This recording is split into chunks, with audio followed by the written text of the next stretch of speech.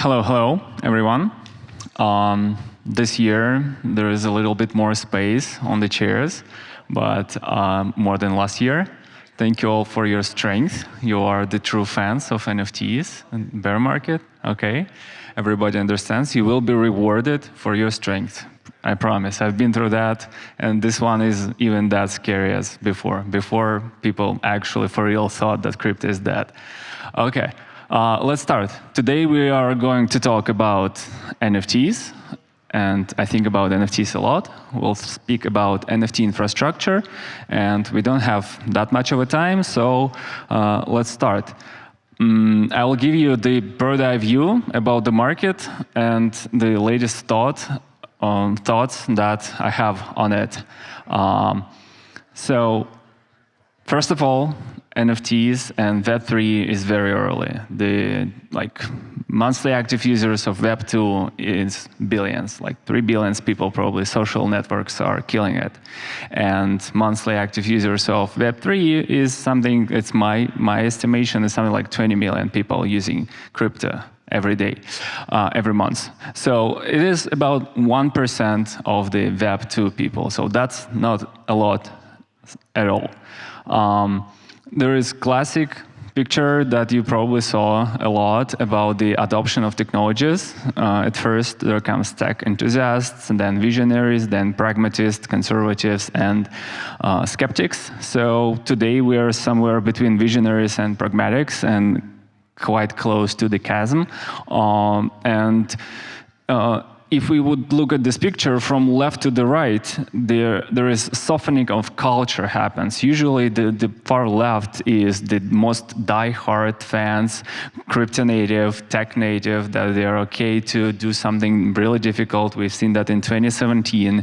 And we're moving towards to the right with softening the culture. But it's very important to preserve the values of Web3 while we're softening the culture. And this is where we've seen a lot of challenges in the adoption. We've seen in 2021 the explosion of the market, and we've seen a lot of people saying, okay, finally, let's scale that stuff. We've seen a lot of companies, traditional brands to adopt this space, to create their NFT offering, and usually there is like several mistakes that were made. Vendor email and password login that loses interoperability, credit card purchases, that's fine, though, and scalable chains that are disconnected from all the other world. While the values are that NFTs are interoperable, that the person can come and have their ownership, have their wallet, it's very easy to connect wallet and buy something. So we need to preserve those values when we're scaling. And today, it's sad, but we have a couple of use cases for NFTs. The first one was art, and the second is PFP. And that's pretty much it. And this shows how early we are. Yes, there are several more communities, passes, gaming, domains.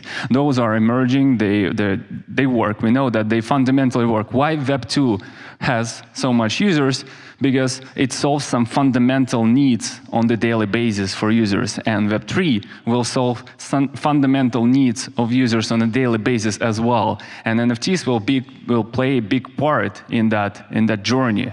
So there is a lot more things to come. There is Lens that is doing social NFTs, there is dynamic NFTs, wearables, IDs, passports, KYCs, Lens, DAOs, soul-bound tokens. There are about thousands of use cases, of actually working use cases. And today we see what? We see marketplaces to fight for PFP, for just one big use case of trading. And trading in Web2, how much users this trading has in Web2?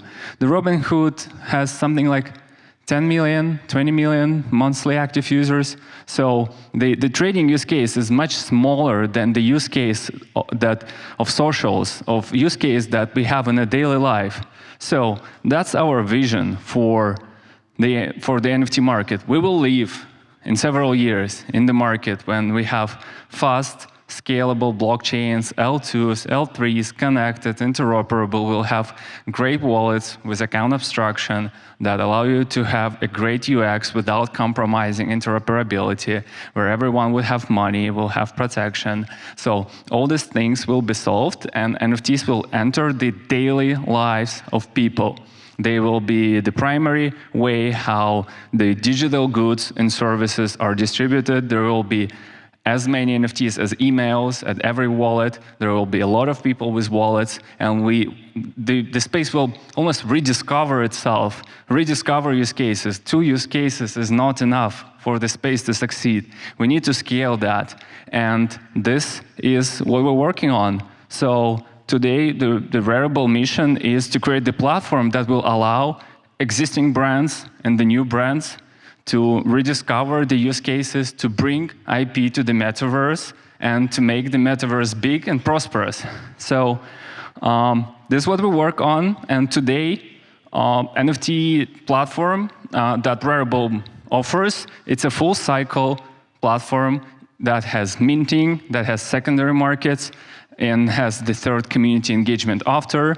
It is hosted on your domain, on your safe branded experience. It utilizes decentralized infrastructure. It's built on Rarible protocol, which is open source, decentralized, all that stuff that we all know from DeFi.